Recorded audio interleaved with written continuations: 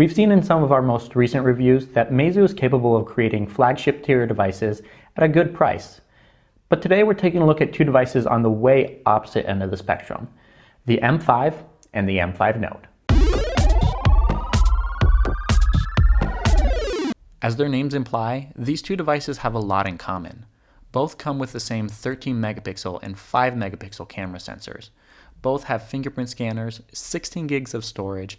Both have microSD card slots which support cards up to 256 gigabytes, and they both run on Android Marshmallow with Meizu's Flyme UI and come with a variety of different color options. But there are also some differences to consider. First is the price. Meizu is selling the base M5 for just $100, while the M5 Note commands nearly a 50% price bump, selling for $146.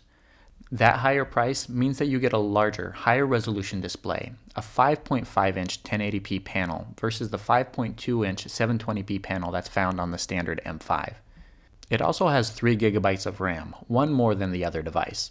There's also a big difference when it comes to build materials. The basic design of these two phones is the same, with a glass panel covering the front of the device. But the M5's body is wrapped in cheap plastic, while the body of the M5 Note is wrapped in an aluminum shell with stylish chamfers on the front and back. In simple terms, the M5 looks the part, as if it should command $100, but the M5 Note looks like it should be selling for $300 or more. And to top things off, the Note is powered by MediaTek's MT6755 chip, with a 4000 mAh battery, while the base M5 has a slower MediaTek MT6750 and a 3070 mAh battery. As their respective spec sheets make perfectly clear, the Meizu M5 Note is a much better device than the M5. It's faster, has a higher resolution display, and the added RAM and faster processor and extra battery life make the M5 Note much better suited for someone who enjoys playing games or surfing the web. But that doesn't mean that the M5 here is a bad phone. Meizu is selling this thing for only $100. Think about that for just a second. Meizu is selling a smartphone for the same price as what you would pay for a decent pair of Bluetooth headphones. With phones selling this cheap, performance isn't going to be one of their main selling points.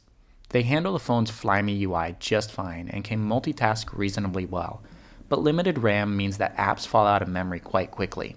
Both phones can be used for gaming, but don't expect the smoothest experience available if you're loading up first-person shooters like Modern Combat or a fast-paced racing game like Need for Speed. You'll be treated to long load times, dropped frames, and lag from time to time. Your best bet is sticking with simple puzzle games or titles with minimalistic graphics that don't tax the GPU. Again, the M5 Note does come out on top, but playing some of the newer games from the Play Store can be a frustrating experience. As mentioned in our other Meizu reviews, you will have to use the Google Play Services installer to get the Play Store and Google's other apps up and running. These two devices also use Meizu's unique navigational system, which relies on tapping and pressing on the home button, along with a swipe up from the bottom of the screen to navigate back to the home screen and pull up recent apps.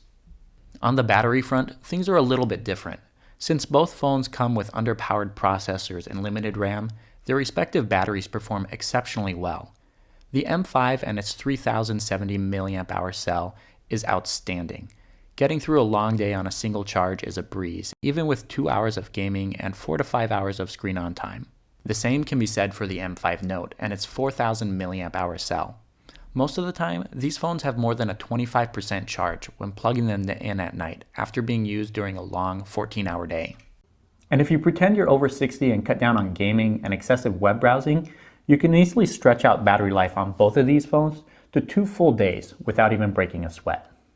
Since these two phones are quite cheap, don't expect much from the 13 megapixel and 5 megapixel cameras on these devices. The camera UI is clean and easy to use, but autofocus on both phones is a little bit slow. Once you get used to that, you can get some decent shots from both devices, but just as long as you don't zoom in.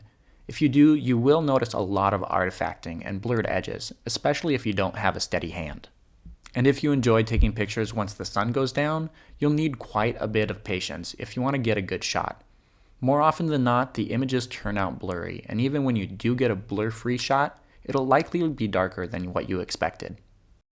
After all that, you may think that the M5 and the M5 Note aren't worth your hard-earned cash, If you're looking for a great mid-range device, you might want to look elsewhere. But if you need something simple and cheap for someone who might not push the phone to its limits, the $100 and $150 price point of these two devices make them extremely appealing. My choice would be the M5 Note, but you may also want to consider doubling the storage to 32 gigabytes for an extra $30 just to make sure that you don't run out of memory after you install a couple dozen apps.